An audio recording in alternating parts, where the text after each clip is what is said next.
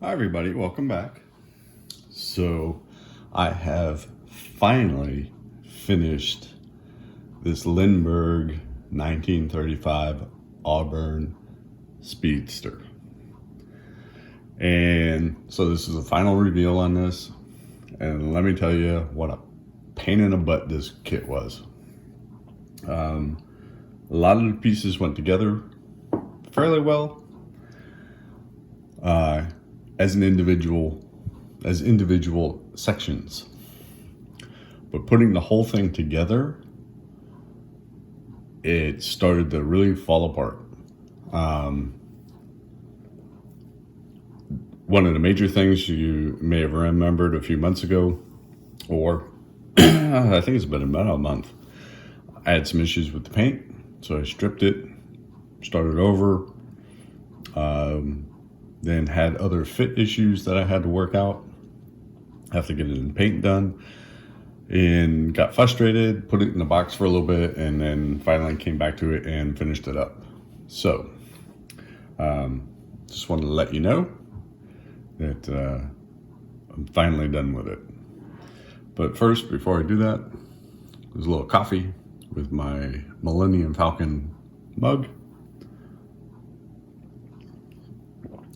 And it is a beautiful day here in Oregon. It's about 70 degrees. It's about 2 o'clock in the afternoon. And it's actually really, really nice out. I'm gonna have to go spend some time outside drinking my coffee when I'm done with this. But anyway, here's the final reveal. I'll move this a little bit closer so you guys can see this a little bit better. Drop this down. And I will go over some of the issues that I had with it. But first, let me just show you what the car looks like.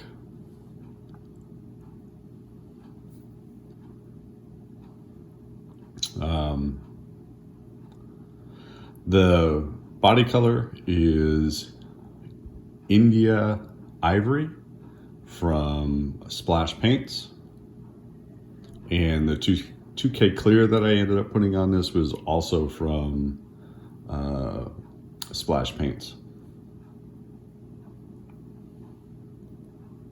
So there's the car completed. I don't know if you can see this or not. Let's see if I can zoom in. I put a Washington license plate on it.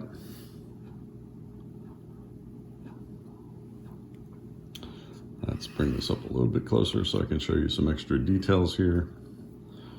I'll move the camera a little bit. All right, now let's get down to some things about the kit. So, I don't know if you remember, but this kit, the body comes in 2 halves.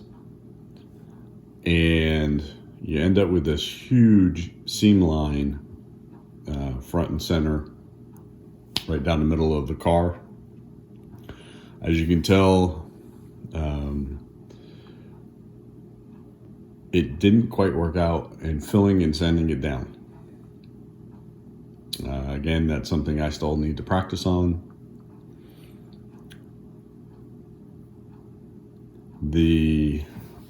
Let's see if I can get this off. I'll show you. The way this is designed, both sides of this should be able to flip up so that you can reveal the engine. Well, it doesn't quite work that way. If I can actually remove this, see if I can get this going here. Maybe. Nope. All right, I'm not gonna be able to take it off. There is an engine in there. The engine is very, very basic.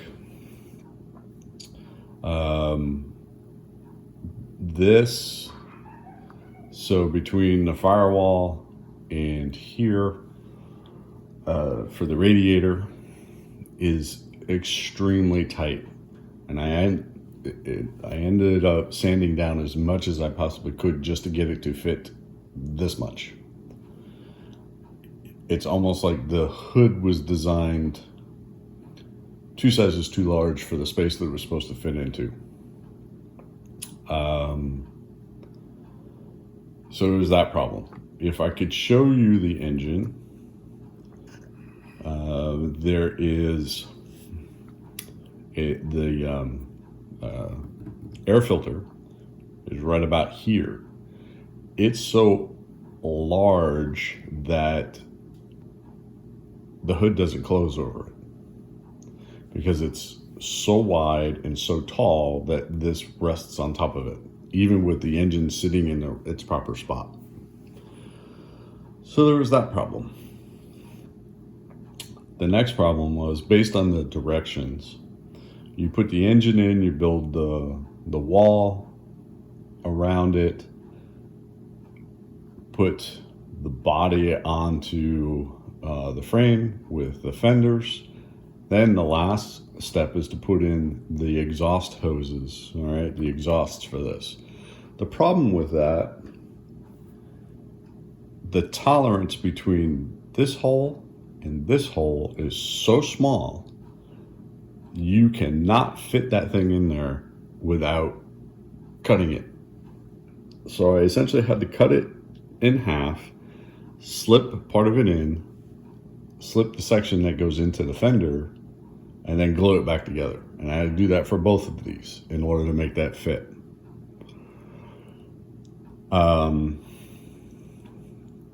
If I was to try this kit again,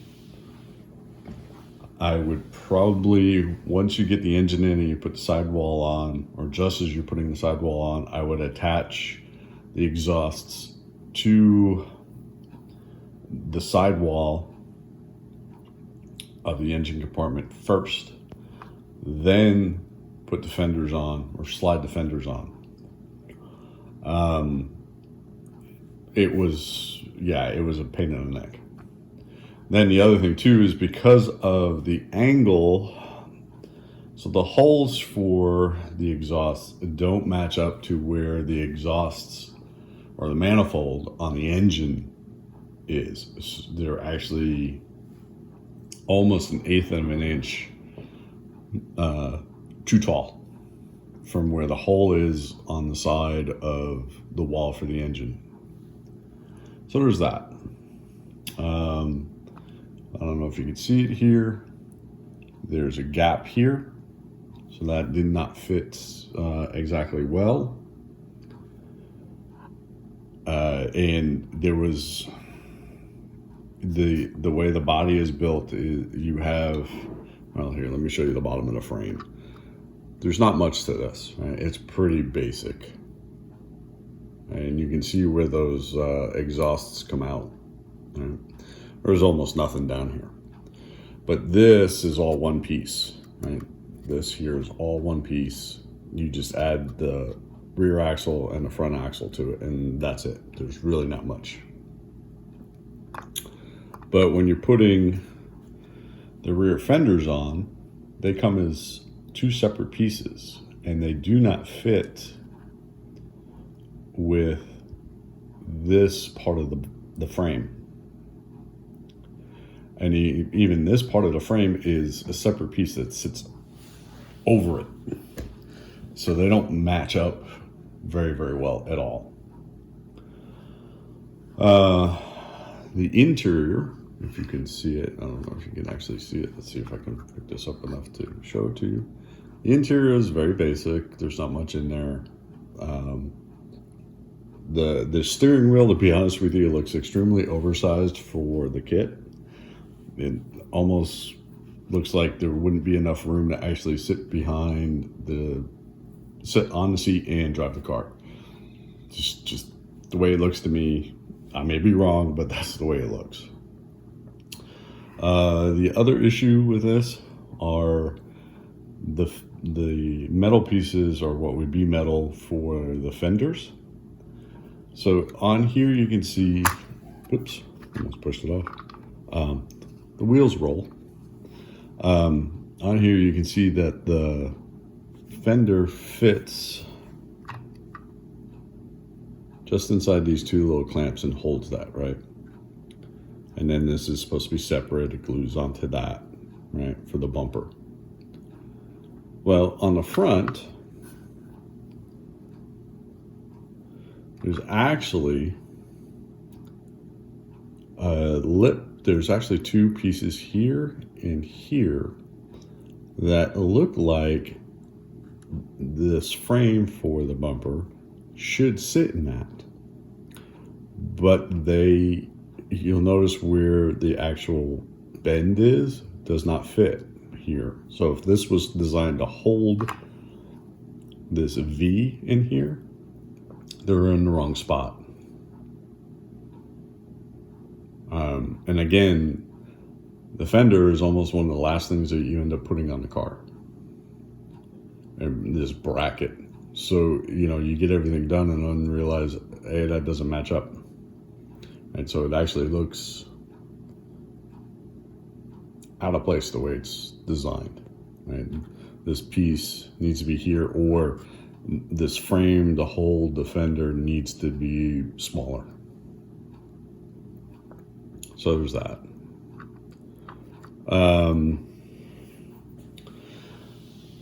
The window frame was fiddly at best, and there's no real guide for where it's supposed to sit, so I kind of guessed and hoped that I got it approximately in the right place.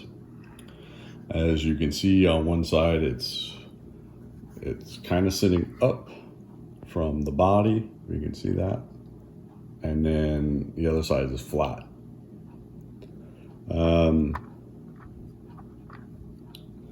I would not recommend this kit for a beginner, even though it says it's got a skill level 2. There's enough fit problems with this car or with this kit that I would tell anybody to stay away from it. If I was to build this again, there are some things that I would definitely do differently with this. But there you go. It's done. I'm gonna go put it in my display case and call it good. So it was definitely a learning experience. Hope everybody likes it. Please leave your comments down below about what you think. And sorry I can't get the hood off of this to show you what the basic engine looks like, but there's really not much in there. It's, like I said, really basic. But yeah, I hope you're all doing well.